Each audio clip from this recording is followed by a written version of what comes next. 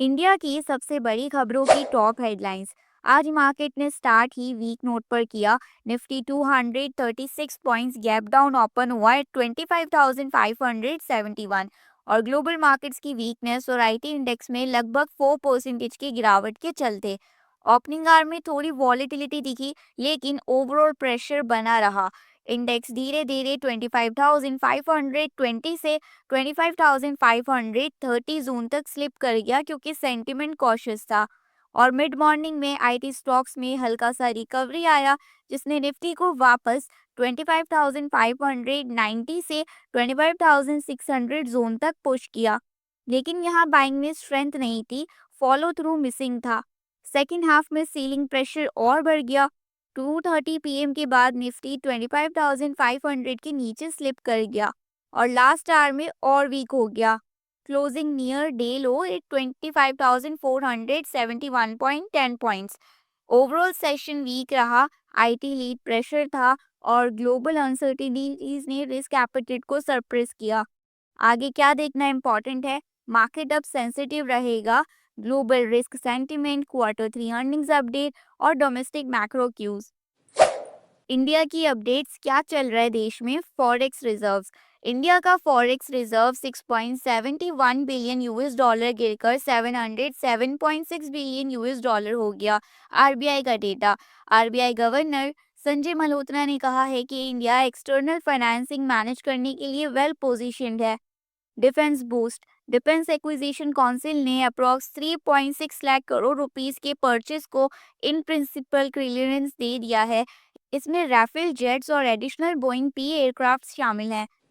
Bond market relief. India का 10 year yield गिरकर 6.67% आ गया, 3 वीक लो। गवर्नमेंट का डेप्ट स्विच ने नियर टर्म में प्रेशर कम किया। Auto sector strong. Passenger vehicles dispatches ने 13% ईयर ऑन ईयर बढ़ाकर 4.50 lakh units. Two wheelers 26% jump के साथ 19.26 लाख यूनिट्स, यानी डिमांड स्ट्रॉन्ग दिख रही है। ट्रांसिल लाइटिंग। ट्रांसिल लाइटिंग को 2,350 करोड़ रुपीस के नए ईपीसी ऑर्डर्स मिले। FY26 ऑर्डर इनफ्लो इनका 7,980 करोड़ रुपीस क्रॉस कर चुका है। HAL का order win. Hindustan aeronautics limited को 2,312 करोड़ रुपीस का ऑर्डर मिला 8 डोर्नियर 228 एयरक्राफ्ट के लिए। ओला इलेक्ट्रिक रिजल्ट्स। ओला इलेक्ट्रिक के Q3 लॉस 470 करोड़ रुपीस रहा। रेवेन्यू 55% ईयर ऑन ईयर गिरकर 470 crore rupees. James and jewellery exports. Exports 5.79% गिरकर 2.24 बिलियन यूएस डॉलर हो गए। ग्लोबल डिमांड वीक है। Semiconductor push. US firm KLA corporation Tamil Nadu में 400 मिलियन यूएस डॉलर इन्वेस्ट करेगी R&D campus के लिए। सेमीकंडक्टर इकोसिस्टम स्ट्रांग हो रहा है। Info Edge performance. Info Edge का net profit 12% year on year बढ़कर 272 करोड़ रुपीस हो गया। और ग्लोबल अपडेट्स की बात करें तो crude oil WTI crude 62.5 US dollar barrel के तक गिर गया। Overall supply concerns. रशिया और यूएस प्रपोजल। क्रेमलिन ने रिपोर्टेडली यूएस एडमिनिस्ट्रेशन के बोर्ड्स इकोनॉमिक पार्टनरशिप का प्रपोजल दिया। Google AI upgrade. गूगल ने Gemini 3 deep think upgrade announce किया है। CEO सुंदर पिचाई ने स्ट्रॉन्ग बेंचमार्क गेन्स हाईलाइट की है। China record surplus. चाइना के Q4 2025 current account surplus record to 242 billion US dollar. Exports resiling despite tariffs. Coal prices. Coal $120 पर ton पर 1 year high पर पहुंच गया। चाइना रिफॉर्म्स के चलते सप्लाई टाइट हो रहे हैं। यूएस और ताइवान ट्रेड डील। यूएस और ताइवान ने ट्रेड डील साइन किया। ताइवानीज एक्सपोर्ट्स पर टैरिफ 15% तक रिड्यूस। और अगर अर्निंग कैलेंडर की बात करें तो 14 फरवरी 2026 को PTC Industries, Anupam Rasayan India, Cello World, KRPL, Religare Enterprises, Diamond Power Infrastructure, Ahluwalia Contracts India, VIP Industries, PTC India, Rajesh Exports, Precision Wires India, EFC, Centrum Electronics, Patel Engineering Company, Lux Industries, MVK Agro Food Product।